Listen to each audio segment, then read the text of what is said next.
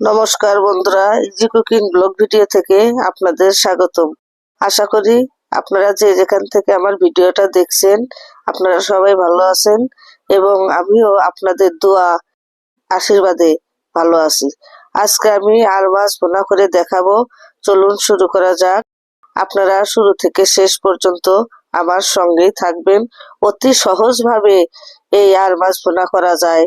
অতি অল্প মশলায়, হাতের কাছে থাকা মশলা দিয়ে আজকে আমি আর মাছ ভুনা করে দেখাবো। যে কোনো ব্যাচেলার ভাই বোনেরাও এভাবে সহজভাবে আর মাছ, যে কোনো মাছ ভুনা করে খেতে পারেন।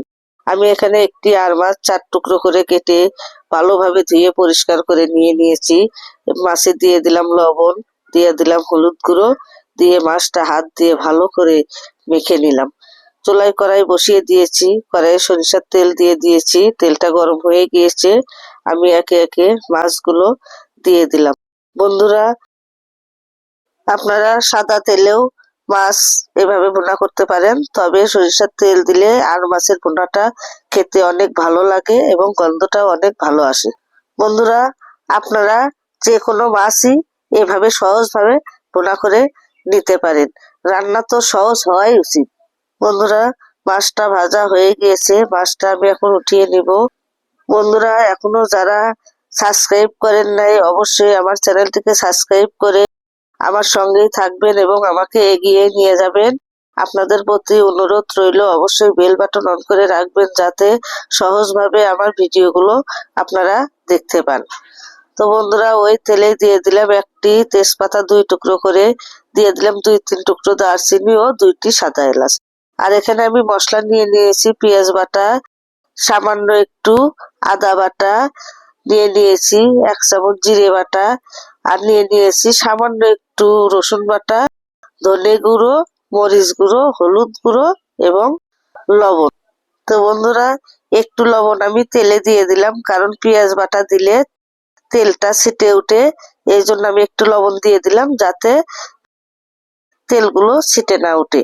আমি পেঁয়াজটা দিয়ে একটু ভেজে নিব। এখন দিয়ে দেবো সামান্য আদা বাটা ও রসুন বাটা, দিয়ে ভালোভাবে কাঁচা গন্ধ যাওয়া পর্যন্ত ভেজে নিব। বন্ধুরা, আপনারা চাইলে পেঁয়াজ কুচি করেও দিতে পারেন। আমার পেঁয়াজ বাটা ঘরেই ছিল, আমি পেঁয়াজ বাটা দিয়েই রান্নাটা করব। এখন আমি সবগুলো মশলা দিয়ে দেব। ঝালটা আপনারা আপনাদের পছন্দ মতো দিয়ে দিবেন। আমার ঘরে 5 বছরের বাচ্চা আছে, বেশি ঝাল খেতে পারে না, আমি তাই একটু ঝাল কম দিয়েই রান্না করে থাকি। বন্ধুরা, রান্না করতে গেলে যে কোনো মশলাই হোক, যত ভালোভাবে মশলাটা কষিয়ে নেবেন তত রান্নাটা ভালো হবে এবং স্বাদটাও ভালো আসবে, গন্ধটাও ভালো হবে। দেখতেই পাচ্ছেন বন্ধুরা, মশলাটা আমি কত সুন্দর ঝরঝরে করে ভেজে নিয়েছি। তেল ছেড়ে এসেছে, মশলাটা প্রায় ভাজা হয়ে গিয়েছে। এখন আমি দিয়ে দেব জল। জলটা দিয়ে মশলাটাকে ঢাকনা দিয়ে ঢেকে আবারও কষিয়ে নেব। তো বন্ধুরা, মশলাটা যত কষাবেন ততই ভুনাটা ভালো লাগবে। দেখতেই পাচ্ছেন মশলা থেকে তেল ছেড়ে দিয়েছে। তেলটা ভেসে উঠলেই বুঝতে পারবেন মশলাটা কষানো হয়ে গিয়েছে। আমার মশলা কষানো হয়ে গিয়েছে, আমি এখন দিয়ে দেব পরিমাণ মতো জল। বন্ধুরা, আমি এখানে উষ্ণ গরম জল ব্যবহার করেছি। গরম জলটা দিলে তাড়াতাড়ি রান্নাটা হয়ে যায়। আর মাছটা ভাজাই আছে, এখন আমি ঝোল ফুটে উঠেছে, মাছটা দিয়ে দিলাম। এখন দিয়ে দিব 4টি টমেটো, 4 টুকরো করে কেটে নিয়েছি। টমেটো গুলো ধুয়ে কেটে নিয়েছি, টমেটো গুলো এখন দিয়ে দিলাম। তো বন্ধুরা, শীতের দিনে যে কোনো তরকারিতে টমেটো দিলে ভালো লাগে।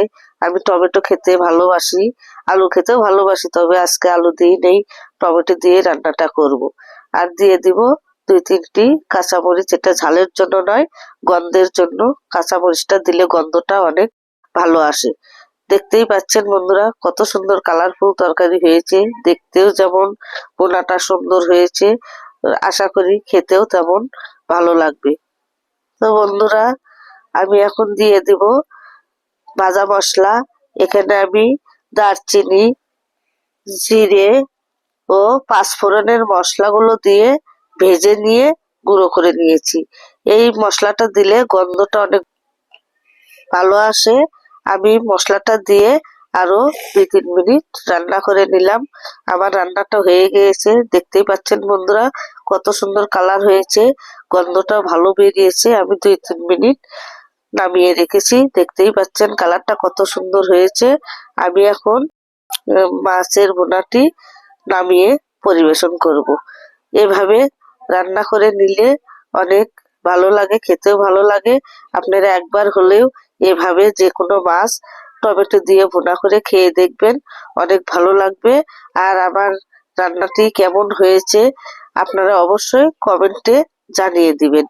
আর মাছ ভুনাটা যদি আপনাদের কাছে ভালো লেগে থাকে অবশ্যই লাইক, কমেন্ট, সাবস্ক্রাইব করে দিবেন, বন্ধুদের মাঝে শেয়ার করে দিবেন। নিয়ে আসবো নতুন কোনো রেসিপি। ভালো থাকুন, সুস্থ থাকুন। ধন্যবাদ সবাইকে।